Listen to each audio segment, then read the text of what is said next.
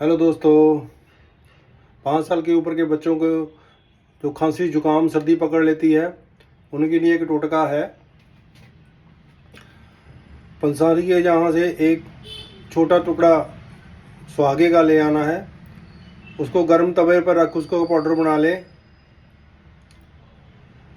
तो उसकी आधी चुटकी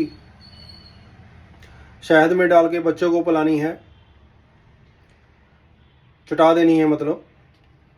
उसके 15 मिनट बाद थोड़ा कोसा पानी पिला देना बच्चे को।